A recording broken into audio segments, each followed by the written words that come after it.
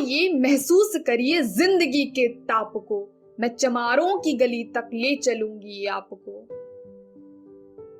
उस गली में जो चमारों की गली तो है, लेकिन उस गली का अपना सौंदर्य है। चमारों की गली का सौंदर्य सुनकर अटपटा सा लगा क्या? जी हाँ, उसका अपना सौंदर्य है, अपनी भाषा है, इतिहास है, सामाजिक बोध है, ऐतिहासिक संघर्ष है और सबसे अहम अपना एटीट्यूड है। जिस घर में मैं पिछले 20 साल से रह रहा हूँ वो एक कॉलोनियल हेरिटेज है। वो 1911 में जब जॉर्ज फिफ्थ यहाँ आए थे उस समय बना था, और जब मैं आया था तो बहुत ही डिलापिटेटेड, बहुत ही खंडहर की तरह था। साहित्य ने नरक की सिर्फ कल्पना की है। हमारे लिए बरसात के दिन किसी नारकीय जीवन से कम न थे। हमने इसे साकार रूप में जीते जी भोगा है। ग्राम्य जीवन की यह दारुण व्यथा हिंदी के महान कवियों को छू भी न सकी। कितनी विभत्स सच्चाई है ये। किसी महाकवि ने हमारे जीवन पर एक भी शब्द क्यों ना लिखा। ये पंक्तियां महान साहित्यकार ओम प्रकाश वाल्मीकि की आत्मकथा जूठन से हैं। भारत जैसे महान देश में शताब्दियों से ऐसे लाखों वंचित समुदाय हैं जिनको कभी मुकम्मल घर में रहने का मौका नहीं मिला, जो आने वाले जाड़े की कल्पना मात्र से ही कांप उठते हैं, ठिठुर उठते हैं, जिसे एहसास होने लगता है उस नारकीय जीवन का रात में बोलते झिंगुर की आवाज मात्र से ही। ये कहानी उसी समुदाय के एक व्यक्ति और उनके घर की है, सदियों बाद, जिन्हें अपने सपनों का घर सजाने का मौका मिला है। इन्हें मौका मिला है वास्तु का अपना सौंदर्य बोध दिखाने का, या यूं कहें कि अपने ताजमहल बनाने का। मौका मिला है दुर्गंध आती बज बजाती उन गलियों से निकलने का जहां नरक को कल्पना में नहीं बल्कि यथार्थ में जिया जाता रहा है। कैसे कैसे एक चिड़िया तिनका तिनका बटोर कर अपना घोंसला बनाती है, इन्होंने भी उसी तरह अपने घर के कोने कोने को अपने विचारों और कल्पनाओं से संवारा है, उसे सजाया है। भले ही दुनिया अब भी इस चिड़िया की भाषा को ना समझ पाई हो और ना ही समझ पाई हो उस मांझी की ताकत को जो अपनी पत्नी के वियोग में व्यवस्था से निराश हताश होकर पहाड़ की छाती चीर रास्ता बनाता है।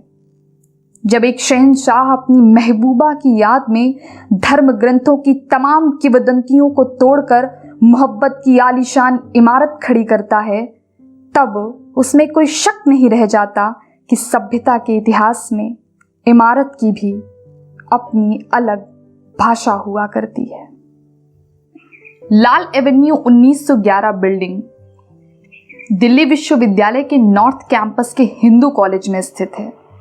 ज्ञान के केंद्र के बीच संघर्ष और प्रतिरोध को दर्ज कराती स्वसौंदर्य बोध से चमचमाती यह इमारत भारतीय समाज की तथाकथित क्रूर व्यवस्था के ऊपर कुठाराघात है, जो अनेकों अहंकारों को धराशायी करता है, नए एटीट्यूड को डिसाइड करता है, एटीट्यूड की नवीन परिभाषा का निर्माण करता है। इस घर में जब मुझे मिला 2001 में, तो इस घर का अगर ओरिजिनल कंडीशन देखना चाहते हैं तो बगल वाले घर को देख लीजिए। ये हेरिटेज है, और मैं इतिहास का छात्र हूँ, इसलिए एंटीक और हेरिटेज का इम्पोर्टेंस मैं समझता हूँ। तो मैंने 8 में इसको पूरा रेनोवेशन किया, और यकीन मानिए बगैर स्ट्रक्चर को छेड़े हुए। और इसमें ही जितना इस घर में स्पेस है उसका डबल स्पेस मैंने बना दी। और भारत के तमाम जितने लीडिंग न्यूज़पेपर हैं, हिंदी अंग्रेजी के सब लोगों ने इस मकान का फोटो छापा। Heritage history teacher as a heritage keeper, Jansatta, Navbharat Times, Indian Express, Times of India, ने many newspaper, even South India के अखबारों ने भी छापा। एनडीटीवी, मेट्रो नेशन ने उस पर पूरा 5-7 मिनट का पूरा स्टोरी बनाया था कि कैसे हिस्ट्री टीचर ने एक खंडहर को जिंदा किया है। भारतीय गांवों की आत्मा जाती है। यह आत्मा शहर की ऊंची विशाल दीवारों को भी लांघ चुकी है। मनुष्य मुक्ति के लिए गांधी के गांवों की कल्पना से व्यथित होकर आया एक व्यक्ति, अंबेडकर, जाति उन्मूलन हेतु गांव की बजाय शहर की अवधारणा के विचार में भी अपने समाज की मुक्ति नहीं खोज पाता है। वो आधुनिक व्यवस्था में मुक्ति का साधन खोजता तो है, लेकिन भारतीय शोषण की विषबेल वहां भी अपने पांव पसार चुकी होती है। जाति है कि जाति ही नहीं, केवल जाति के कारण एक व्यक्ति के महल सरीखे आशियाने, उसके इतिहास, धरोहर, संघर्ष, कला, संस्कृति, सौंदर्य बोध और खुद उस व्यक्ति के व्यक्तित्व, सभी को कूड़े से ढकने का कुत्सित प्रयास किया जाता है। मैं इस कॉलेज का विद्यार्थी रहा हूँ। मैंने यहाँ पढ़ाया है और मैंने डॉक्टर रतन लाल को भी पढ़ाया है। रतन लाल दलित हैं और एक दलित के घर के बगल में ही कंपोस्ट बना करके रखा हुआ था कॉलेज ने, और मैं भी देख ही रहा था। और कई सालों से ये कंपोस्ट यहीं पे है, प्रोटेस्ट करने के बाद भी वो हट नहीं सकता। हालांकि पूरी तरह से ये नहीं कहा जा सकता कि यह कूड़ा घर इंटेंशनली ही बनाया गया हो, लेकिन यह इस बात को जरूर स्पष्ट करता है कि हमारी व्यवस्था सामाजिक ताने बाने से कितनी अनजान है। कुछ और ना सही, मगर इतना तो सोचना चाहिए था कि वह उस व्यक्ति के घर के सामने कूड़ा घर बना रहे हैं जिसकी पीढ़ियों ने ऐसे ही कूड़ा घरों में अपनी सदियां गुजार दी। राष्ट्रीय धरोहर के नाम पर ही सही, ऐसा तो नहीं करना चाहिए था। एवरीबडी नोज, जैसे किसी महिला को कोई छेड़छाड़ करता है तो प्रेस कॉन्फ्रेंस करके और सर्टिफिकेट देके तो करता नहीं, वो सब दिमाग में चलता रहता है। तो मैं कौन हूँ, क्या हूँ, ये कोई ये छुपा हुआ नहीं है। तो बहुत लोगों को यहाँ पे दिक्कत इससे हो रही थी कि भाई एक दलित का घर है। मैंने बाबा साहब की मूर्ति भी लगाई 2009 में, कि मैंने जब देखा कि मेरे से परेशानी बहुत लोगों को हो रही है, तो मैंने कहा जब इतनी परेशानी हो रही है तो चलो थोड़ा और बढ़ा देते हैं। तो मैं फिर फाउंटेन बनाया वहां पे, उसमें बाबा साहब की मूर्ति बैठाई हमने, और अब कम हुआ तो नहीं। तो ये एक आप देखेंगे भारत के मनोविज्ञान को समझेंगे तो चाहे भले ही हमें 21वीं सदी में हों, लेकिन जो डोमिनेंट जो कास्ट क्लास के लोग हैं वो अभी भी देखना चाहते हैं कि दलित अगर राष्ट्रपति भी हो जाए तो झुक के मुझे ही नमस्ते करे। वो कमजोर दिखना चाहिए, उसके फटे कपड़े होने चाहिए, उसका खाना बहुत खराब होना चाहिए। ये as a being a student of history, as a professional historian, मैं ये बात कह सकता हूँ क्योंकि लोगों को पढ़ता भी हूँ, लोगों को समझता भी हूँ। तो बहुत जाहिर है बहुत लोगों को अच्छा नहीं लगेगा, और मुझे लगता है कि वो अच्छा नहीं लगे इसलिए मैं कुछ काम भी करता हूँ। तो कॉलेज में कुछ लोगों को लगा भाई एक दलित का घर इतना चमकेगा, इसमें इतनी लाइट्स लगी हुई हैं। तो मैं जब बाहर रहता था तो मेरे घर के सामने so called compost pit, compost pit नहीं है, वो बेसिकली कचरा घर है। ये कंपोस्ट पिट बनाने की एक साइंटिफिक प्रक्रिया होती है, प्रोसेस होता है। तो यहाँ पे गड्ढा खोद के बड़ा सा कचरा घर बना दिया गया। लेकिन एक न एक दिन दुनिया के तमाम महान शुभ धार्मिक ग्रंथ, विचार, सामाजिक संरचना, धार्मिक जातीय दंभ आदि का जाना तय है जो गैर बराबरी के भेदभावपूर्ण धरातल पर खड़े हैं, क्योंकि इनका समानता और तार्किकता के आगे टिक पाना रत्ती भर भी संभव नहीं। समानता का एहसास मानव सभ्यता की एक बेहद ही बुनियादी जरूरत है। उसके आगमन को रोका नहीं जा सकता, यह अवश्यंभावी है। जैसे कूड़े के मलबे को 100 सौंदर्य बोध से ढका जा सकता है, ठीक उसी तरह जातीय दंभ को भी अपने एटीट्यूड से कुचला जा सकता है। तो मैंने सोचा कि उसका बेहतर रिबटल क्या होगा। तो मैंने कहा कि जैसे आप देखना चाहते हैं मैं इसको फिर 5 स्टार रिजॉर्ट बनाता हूँ। तो इसको मैंने, आप देख लीजिए, उसी मकान को और उसी जगह को, अब लोग इधर से आते जाते हैं तो बरबस उनकी निगाहें एक बार इधर ऐसे घूमती हैं देखने के लिए। तो जो आप मुझे कचरा में रखना चाहते थे ये आपकी सोच है, मैं रिजॉर्ट में रहना चाहता हूँ, 5 स्टार में रहना चाहता हूँ, मेरी सोच है। तो मैंने कहा कि सब कुछ होगा, मेरे से यही नहीं होगा। आँख तो मेरा नीचे झुकेगा ही। कि आप मुझे देखना चाहते हैं, आपकी एटीट्यूड है कि आप मनुस्मृति से मुझे देखना चाहते हैं, और मेरी एटीट्यूड कॉन्स्टिट्यूशन से आता है, मेरा एटीट्यूड डॉक्टर अंबेडकर से आता है, मेरा एटीट्यूड वैसे लोगों से आता है जिन्होंने राष्ट्र के लिए और समाज के विकास के लिए अपने आप को कुर्बान किया है। तो ये एटीट्यूड की बेसिकली लड़ाई है कि आप मुझे कमज़ोर देखना चाहते हैं और मैं कहता हूँ कि आपकी ताकत नहीं कि हमसे आप मुकाबला करना है। इंटेलेक्चुअल पावर नहीं है। आप आर्गुमेंट नहीं कर सकते। कूड़े के ढेर को भी मैं भी कैसे एक उसको डिज़ाइन करके उसमें सौंदर्य बोध पैदा किया जा सकता है, जिसमें एक सामाजिकता भी हो, जो कि सिर्फ कला नहीं है। क्योंकि कोविड काल में जब लोग सड़कों पर नौकरी ढूंढते हुए या नौकरी न पाने की दशा में, नौकरी से निकाल दिए जाने की दशा में जब भाग रहे थे पूरब की ओर पश्चिम से लगातार, उस समय रतन ने ये नया काम शुरू किया, जिससे बहुत सारे लोगों को उद्योग मिला और काम मिला और रोजगार मिला। मुंबई में काबा गीत से प्रभावित होकर गांव को लौटते 2 गज जमीन भी न रखने वाले मजदूर जब पुनः बिहार में काबा गीत को सुनकर शहर को लौटने लगे, तो उस बीच में उनके साथ कौन खड़ा था? कौन थे ये लोग? The Constitution of India is not a book to merely change the political structure. It offers the possibility of changing this ritual of oppression perpetuating for centuries within the Indian society. It is the source of self-confidence for people who want to bring a change around them. The Constitution offers the possibility of changing our lifestyle, how we live, what we eat, etc. It changes the interior of our houses. Where we once used to see idols of gods and goddesses, we now see the calm and smiling Buddha.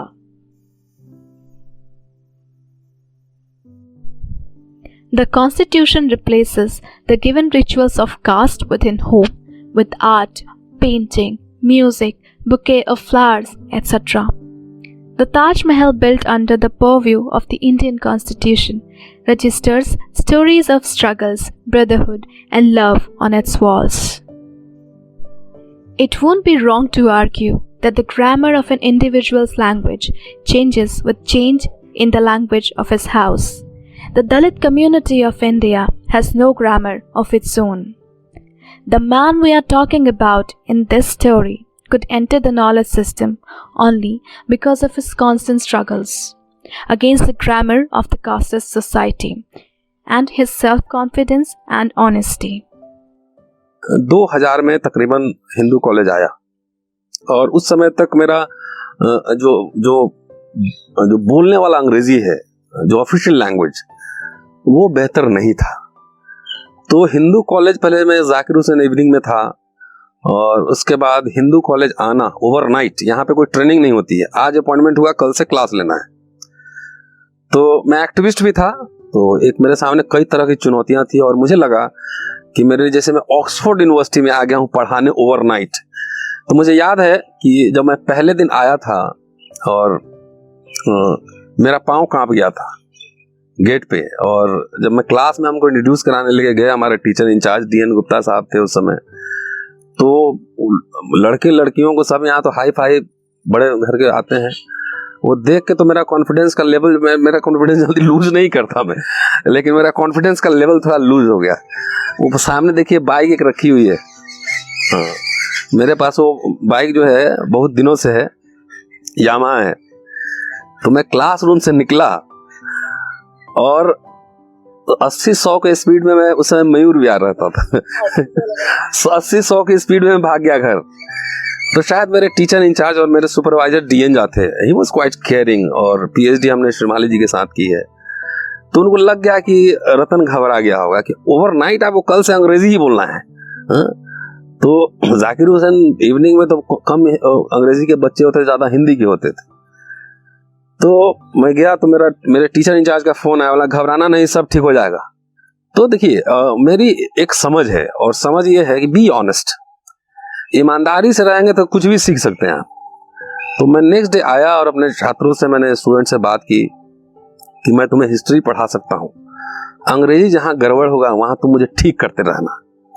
तो आप यकीन मानिए, मैं एक एक class के लिए मैं 10-10 घंटा, 12-12 घंटा तैयारी करता हूँ। Professor Ratan Lal is now an author of at least 10 books, and some of his books are in English, which he learned with constant endeavors. Bharatiya Samaj में जाति पैदा होते ही व्यक्ति की नियति तय कर देती है। बहरहाल पैदा होने का स्थान किसी भी व्यक्ति के वश में नहीं होता, लेकिन पैदा हुए बच्चे के एटीट्यूड को तय करना व्यक्ति के वश में अवश्य है। भारत के कई भागों में आज भी जन्म के 6 दिन बाद जब बच्चे के आने की खुशी मनाई जाती है तो उसी समय ही उसका भाग्य तय कर दिया जाता है। जहाँ शूद्र के घर में जन्म लेने वाले बच्चे के सर के नीचे कुदाल और हसिया रखा जाता है, वहीं क्षत्रिय हो तो तलवार, वैश्य हो तो बही खाता और ब्राह्मण हो तो कलम और किताब रखने की परंपरा है। ये सब के सब मनुस्मृति से प्रेरित प्रतीक हैं। आजाद भारत में जहां बच्चे के जन्म के उपरांत सरहाने तले संविधान होना चाहिए था, वहां मनुस्मृति के प्रतीकों का यूं रखा जाना समग्र समाज को कटघरे में खड़ा करता है। बच्चे हमारे अभी बड़े हो रहे हैं और वो जिस अंदाज में रहेगा ना उसका सिस्टम उस तरीके से बनेगा। तो उसको मैं कमजोर रखूं बचपन से तो वो कमजोर ही एटीट्यूड का बनेगा। तो जब जैसे मैंने कहा कि लड़ाई एटीट्यूड का है तो मेरे बच्चों में भी एटीट्यूड वही डेवलप होना चाहिए।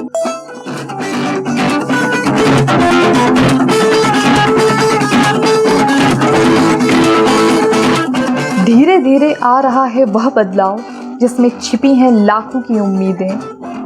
आजाद सपनों के सामने गिटार, वायलिन, किताबों से अपने बच्चों की एटीट्यूड को बदलते प्रोफेसर रतन लाल। द्वारा प्रस्तुत किया गया नेशनल एंथम।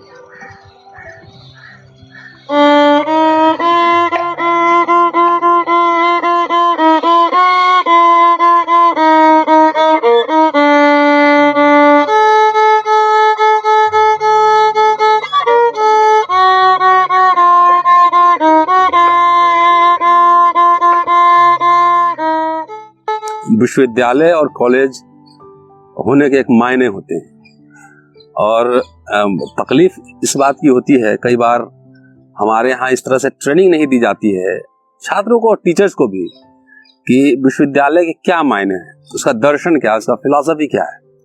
तो हमने जो सीखा पढ़ा कि विश्वविद्यालय बना है विश्व शब्द से, यूनिवर्सिटी बना है यूनिवर्स शब्द से। इसका मतलब है कि दुनिया भर की तमाम तरह की विचारधाराएं, आइडियोलॉजीज यूनिवर्सिटी में आना चाहिए, इधर से उधर जाना चाहिए, वैचारिक विमर्श होना चाहिए।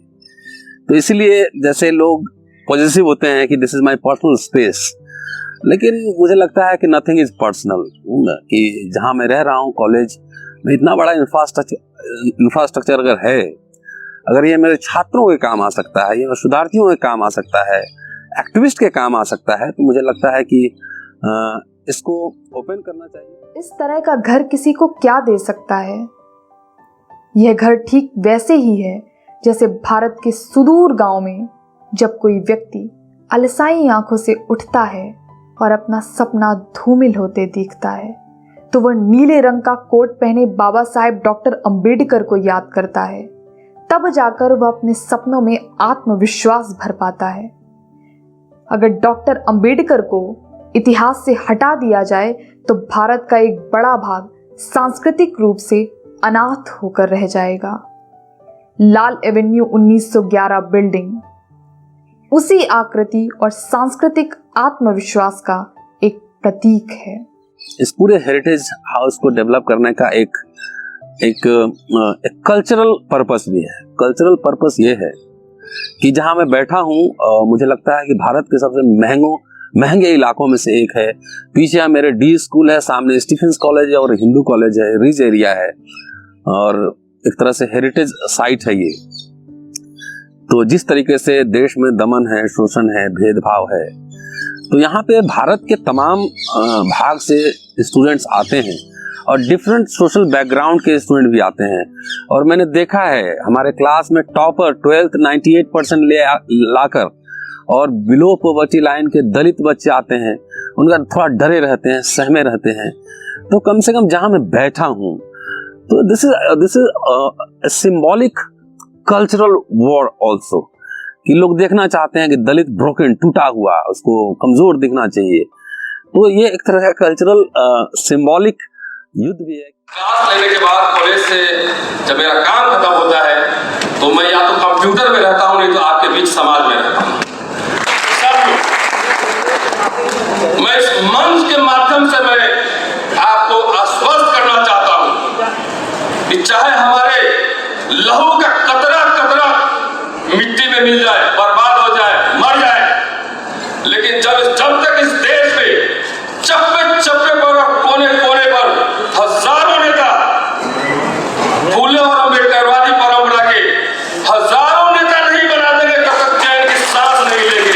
यह है इस सम्मेलन का लक्ष्य, यह है लक्ष्य। हिंदू, स्टीफन और दिल्ली स्कूल ऑफ इकोनॉमिक्स के बीच स्थित ये बिल्डिंग यह भी याद दिलाती है कि कितने सपने अभी बाकी हैं जिन्हें आकार लेना है, जिनमें आत्मविश्वास का गहरा रंग भरना है, भविष्य में अपनी गौरवपूर्ण उपस्थिति दर्ज करानी है और नारकीय जीवन से बाहर निकल गरिमापूर्ण जीवन के अधिकार पर अपना हक जताना है।